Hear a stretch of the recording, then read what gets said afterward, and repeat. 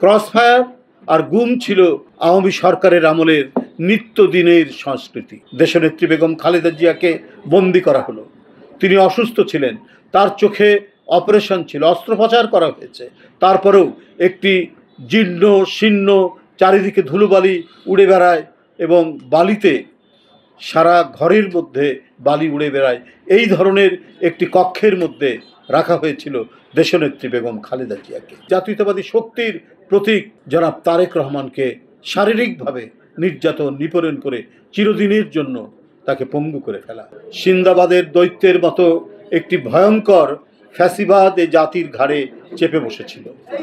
বিরোধী কণ্ঠস্বর, বিরোধী দলের রাজনৈতিক সভা সমাবেশ এবং রাজনীতি করার যে গণতান্ত্রিক এবং মৌলিক অধিকারকে ছিন্ন বিচ্ছিন্ন করে সেই আওয়ামী ফ্যাসিস্ট এখানে এক ভয়ঙ্কর রাজত্ব কায়েম করেছিল।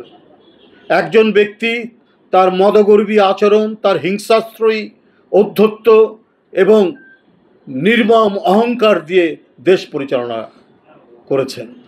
আর এই দেশ পরিচালনা করতে যারাই সমালোচনার আশ্রয় নিয়েছেন, সমালোচনা করেছেন, তাদের আশ্রয় হয়েছে হয় আয়নাঘর, না হলে চিরদিনের জন্য নিরুদ্দেশ, আর তা না হলে তার লাশ পড়ে থেকেছে খাল বিল নালা কোনো জায়গায়।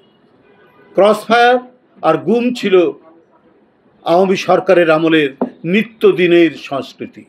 অত্যাচার, নিপীড়ন, নির্যাতন, মিথ্যা মামলা, কারাবাস, এইটি ছিল বিরোধী দলের নেতাকর্মীর ভাগ্যের লিখন।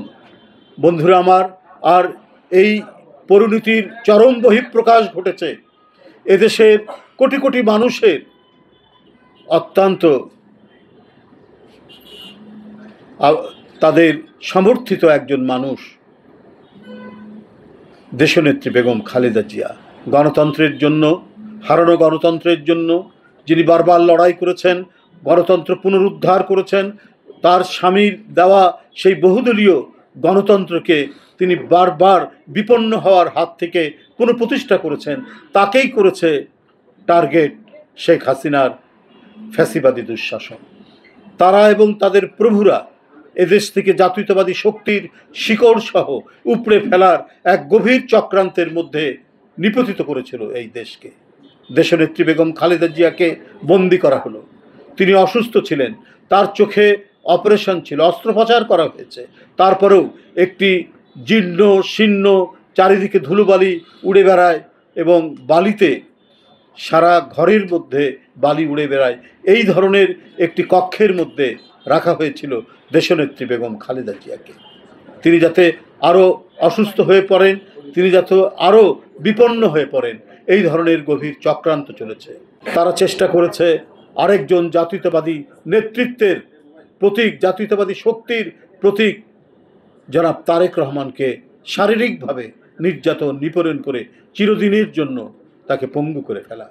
কিন্তু আল্লাহর অশেষ রহমতে তারা আজও আছেন, গোটা জাতিকে নেতৃত্ব দিয়েছেন, সুসংগঠিত করেছেন এবং হাসিনার দুঃসহ দুর্বিসহ তার যে স্বৈর শাসন, সেই শাসনের বিরুদ্ধে গণতান্ত্রিক শক্তির ঐক্য বজায় রেখে তাদেরকে লড়াই সংগ্রামে প্রবৃত্ত করেছেন।